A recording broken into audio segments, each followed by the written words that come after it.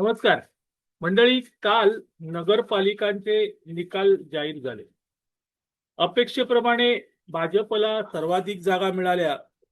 महायुती पुन्हा राज्यात विजयी झाली या नगरपालिका निकालांमध्ये. पण माझं जे लक्ष होतं ते एका विशिष्ट नगरपालिकेवर होतं.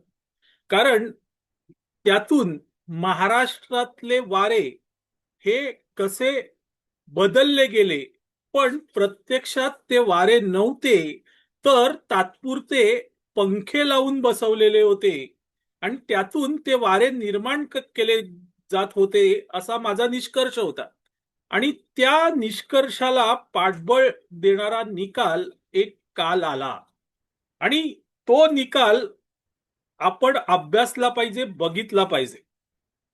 मंडळी, तुम्हाला आठवत असेल अंतरावली सराटी, तालुका अंबड, जिल्हा जालना. आता अंतरावली सराटी हे गाव संपूर्ण महाराष्ट्राला माहीत असलेलं गाव आणि हे गाव ज्या तालुक्यात येतं तो तालुका म्हणजे अंबड. आता अंबड या नगरपालिकेचा देखील काल निकाल लागला आणि नगराध्यक्षपदी देवयानी कुलकर्णी या भाजपच्या उमेदवार निवडून आल्या. लक्षात घ्या मित्रांनो, हा निकाल फार महत्वाचा आहे. मी मगाशी सांगितलं ना की वारे तात्पुरते फॅन लावून निर्माण केले होते आणि त्याचा हा पुरावा आहे मित्रांनो. अंतरावली सराटी म्हटलं की आपल्याला आठवतात ते मनोज जरांगे पाटील. मनोज जरांगे पाटील यांचं मराठा आरक्षणासाठी आंदोलन, मोठ्या प्रमाणात मराठ्यांना साथ घालताना ब्राह्मणांना मात्र दोष द्यायचा आणि मग मुख्यमंत्रीपदी देवेंद्र फडणवीस नावाचा एक ब्राह्मण आहे म्हणून त्याचा द्वेष करायचा, हे मनोज जरांगेंच्या एकंदरीत मराठा आरक्षणाच्या आंदोलनामागील लपलेलं रहस्य होतं. हे रहस्य हळूहळू उघडकीस येत गेलं आणि मनोज जरांगे पाटील यांचं आंदोलन हे खरंच मराठा आरक्षणासाठी आहे का, की ब्राह्मण मुख्यमंत्री नको म्हणून हे आंदोलन आहे, असा प्रश्न सर्वसामान्यांना देखील पडायला लागला. हा प्रश्न पडत असताना जरांगे पाटील मात्र मागे हटत नव्हते. त्यांचा ब्राह्मण द्वेष हा जागोजागी दिसत होता मित्रांनो, जागोजागी दिसत होता. भाजपला टार्गेट केलं जात होतं कारण भाजप हा बटा ब्राह्मणांचा पक्ष म्हणून त्यांच्या डोक्यात कोणी भरवलं होतं माहित नाही, पण हे होत होतं, हे प्रत्यक्ष दिसत होतं. आणि कधी कधी तर असे भास होत होते की मनोज जरांगे पाटील हे ब्राह्मण विरुद्ध मराठा असं युद्ध खेळण्यात यशस्वी ठरले आहेत का, ब्राह्मणांच्या बाबत द्वेष, मराठ्यांमध्ये द्वेष निर्माण करण्यात यशस्वी ठरतायत का.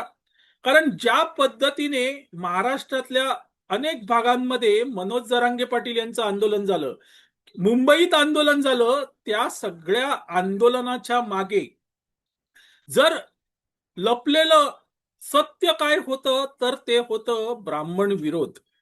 मुख्यमंत्री देवेंद्र फडणवीस ते ब्राह्मण आहेत म्हणून त्यांना विरोध, हे त्यामागचं सत्य होतं. अशा वेळेस अंतरावली सराटी या गावात ब्राह्मण विरोध तर काय शिगेला पोचलेला असणार. अर्थात तिथे ब्राह्मणांची घरं किती हे मला माहित नाही, पण किमान अंबड या तालुक्यामध्ये ब्राह्मण विरोध हा प्रचंड मोठ्या प्रमाणात असणार हे प्रत्येकाने गृहीत धरलेलं होतं.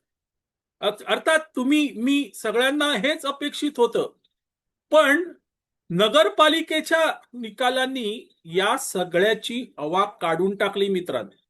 आणि जरांगे पाटील हे वारे निर्माण करत नव्हते किंवा त्यांच्या बाजूने वादळ येत नव्हतं, तर जरांगेंच्या मागे मोठे फॅन लावले होते आणि वादळाचा आभास निर्माण करण्यात आला होता, हे आता उघड झालेलं आहे. जरांगे पाटील यांचं गाव अंबड तालुक्यात येतं आणि त्या तालुक्यात खरं म्हटले तर जरांगेंचा प्रभाव असला पाहिजे.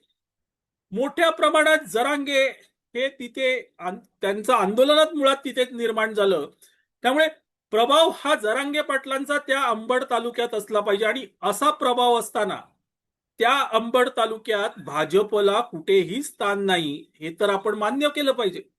कारण मीडिया ज्या पद्धतीने जरांगे पाटील यांना प्रोजेक्ट करत होतं त्यावरून तर असंच दिसत होतं. भाजप अंबड तालुक्याची नगरपालिका जिंकणार नाही हेच वाटत होतं.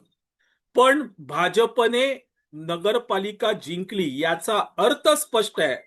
अंबड तालुक्यातल्या लोकांनी जरांगे पाटील यांना साफ नाकारून टाकलं. ज्या तालुक्यात जरांगे पाटील यांचं गाव आहे, अंतरावली सराटी, त्याच तालुक्याने जरांगे पाटील यांना दूर लोटलं का? कारण पुरावा तर समोर आहे, निकाल लागलेला आहे आणि देवयानी कुलकर्णी या ब्राह्मण महिला विजयी झालेल्या आहेत. मग जरांगे पाटलांचा प्रभाव कुठे आहे? जरांगे पाटलांचा कुठेही प्रभाव आपल्याला दिसून आलेला नाही आणि हेच या निकालातून सिद्ध होतं. जरांगे पाटील यांनी ब्राह्मण द्वेष करता करता एक स्तर गाठला, एक पातळी गाठली आणि त्यावरून अंबड तालुक्याच्या जनतेने जरांगे पाटील यांना चक्क खाली खेचलं.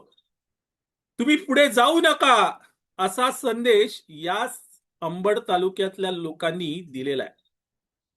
देवयानी कुलकर्णी या जरांगे पाटील यांच्या नाकावर टिचून नगराध्यक्ष झालेल्या आहेत आणि ही एकंदरीत या संपूर्ण नगरपालिका निकालामधली खरी गोम आहे.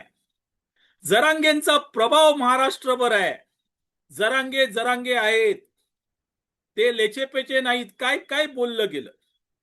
पण या नगरपालिका निवडणुकीत जर जरांगेंचा खरंच प्रभाव असता तर मुळात भाजप इतक्या जागा जिंकू शकला असता का? भाजप पहिल्या स्थानावर येऊ शकला असता का? खुद्द जरांगे यांच्या तालुक्यामध्ये एक ब्राह्मण स्त्री ही नगराध्यक्ष होऊ शकली असती का? होऊ शकली नसती मित्रांनो.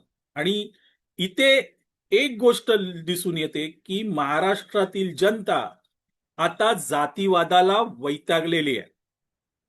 जो विकास बोलतो, जो विकासाची कामं करतो, त्याला महाराष्ट्रातील जनता सगळे अडथळे दूर करून स्वीकारते आणि हेच देवयानी कुलकर्णी यांनी दाखवून दिलंय. असो मंडळी, तुर्तास इथे थांबतो. मी आबा माळकर आपली रजा घेतो. आपल्याला हा व्हिडिओ आवडला तर लाईक करा, शेअर करा, लक्षवेधला सबस्क्राईब करा. धन्यवाद.